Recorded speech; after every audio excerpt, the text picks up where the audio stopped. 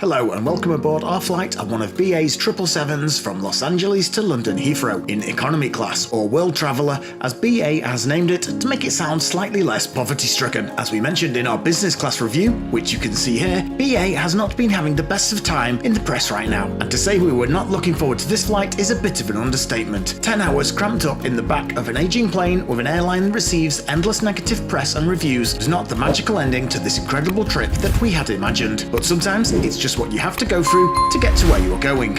At least it's not TAP Air.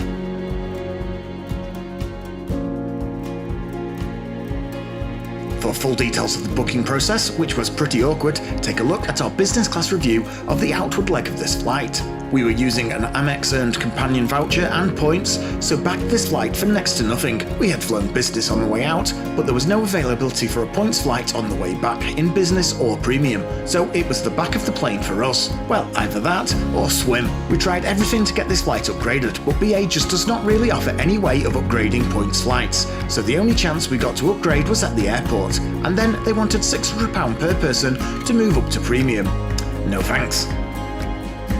We really hate the fact you have to pay extra for seat selection, but this is just becoming the industry standard now. But BA was asking for £50 per person to select your seat, and that just felt a little too price grabby for us. Instead, we opted to risk it and use the free seat selection 24 hours before the flight. We hit a little bit of a snag here, but that was 100% our fault. After a busy day charging around Hollywood visiting Warner Brothers and Disney Studios, we then trekked right across LA at rush hour and arrived at our hotel pretty tired.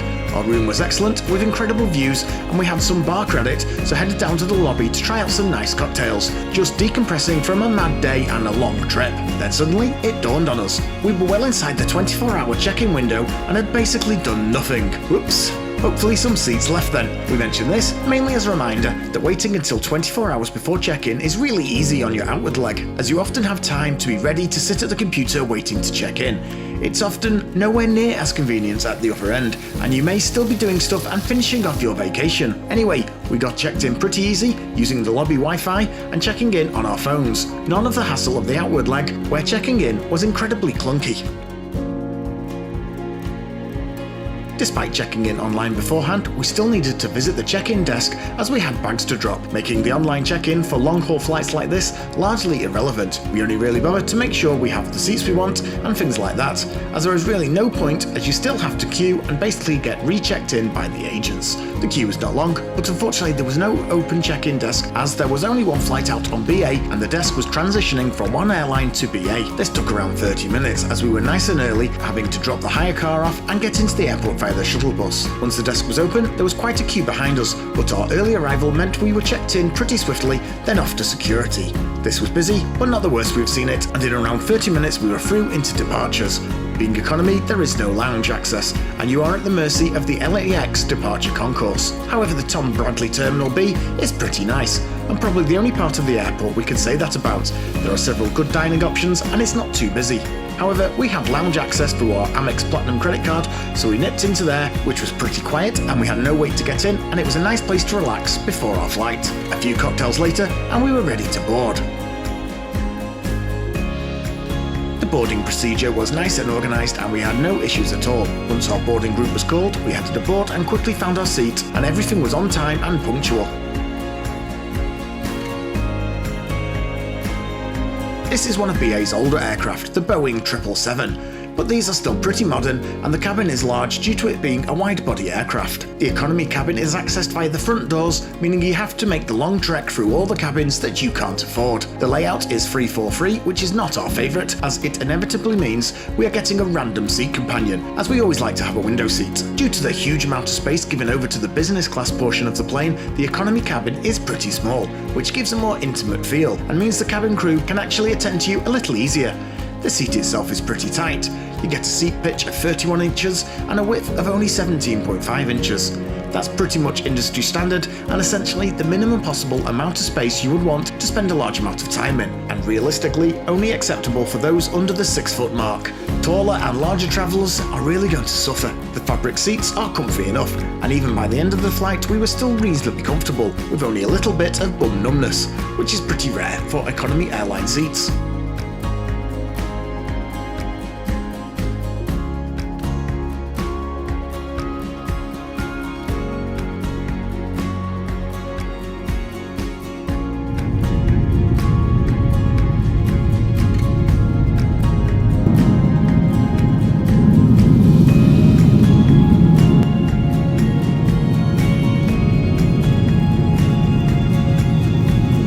the air, the cabin crew came around with the first and only drink service.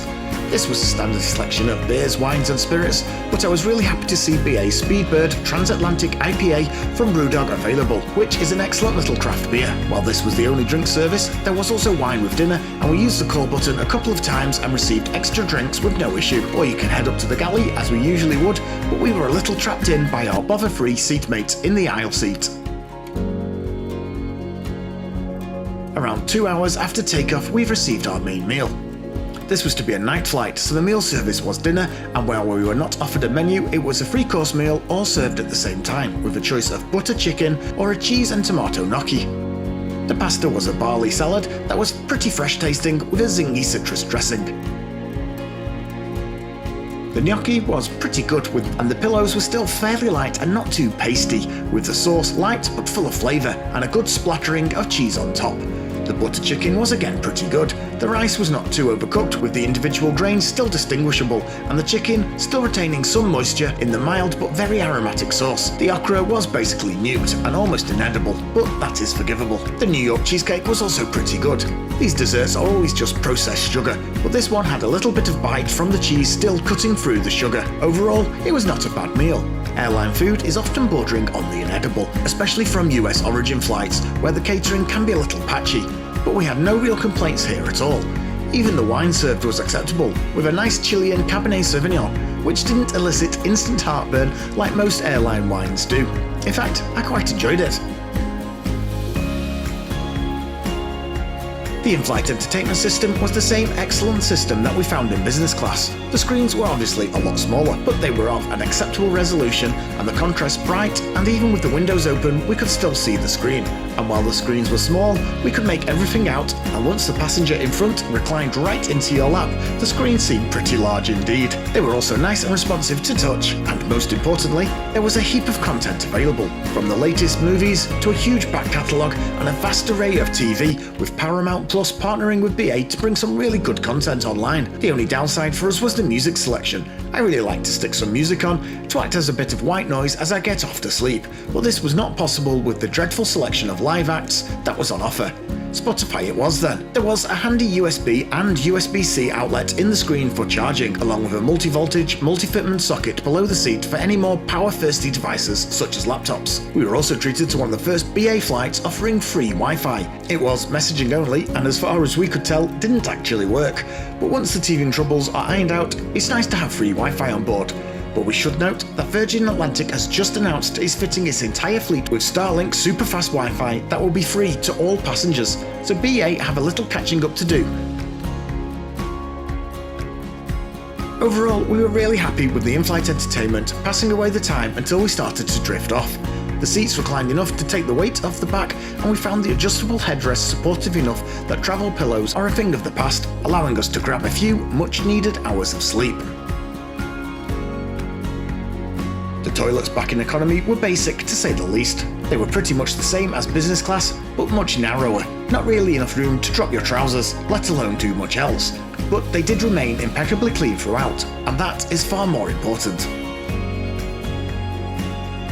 As the sun rose and we approached the west coast of Ireland, the cabin lights came on and the crew came around with breakfast. We never enjoy in-flight breakfasts. The gurgly feeling of too much pre-flight booze, not enough sleep and general time dilation means the last thing we want is a heap of dodgy breakfast food. But overall, this was a good one. The fruit and muffin were just perfect if all you want is a bite to eat to settle the stomach. The full English was a little more challenging. The sausage was well done, which is rare, with so many breakfasts we have had in the air sporting insipid sausages. The last thing you want in this state. The bacon and hash brown thing, again, were perfectly palatable, but the eggs and mushrooms, beyond what either of us could stomach.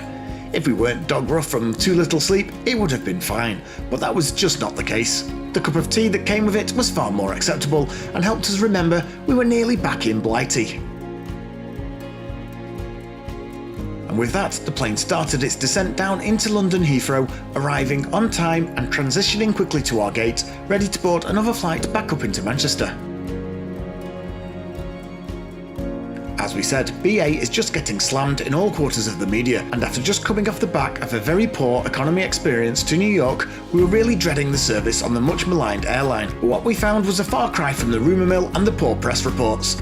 The cabin, while a little dull, was clean and modern, with our cramped little seats no better or worse than any of the competitors, the headrest being a particular high point. We had everything we could desire in power and connectivity, and the in-flight entertainment was standout good. The food was, by airline standards, very good, which is to say it was just about edible, which is absolutely not always the case. We admit the booking process was a little clunky, but part of that was due to us booking an unusual route and using points and a companion voucher, but we found the website on the whole to be a little bit error-strewn. But overall, for a long red-eye flight back from a fantastic trip in the worst possible cabin, it was overall pretty pleasant. These flights are always going to be something to be endured rather than enjoyed, but overall, we found the BA World Traveller experience to be one of the better economy experiences we have endured of late. The crew especially offering a warm, friendly and familiar service that we thoroughly enjoyed, especially after a few weeks of America's forced friendliness kind of service. Honestly, we will not hesitate to book with BA again and think the bad press is largely just fear-mongering and witch hunting, as there really is nothing wrong at all with the current BA World Traveller service. As we continue to play the points game for cheap flights, this flight is going to make us think very hard about which currency we are going to continue saving up, Avios or Virgin Points. To be honest, we're not sure yet. Make sure you like and subscribe to the channel as we have loads of content coming up. Next up, we head out into the desert to show you what we got up to in Las Vegas. See you in the next video, and thanks for watching.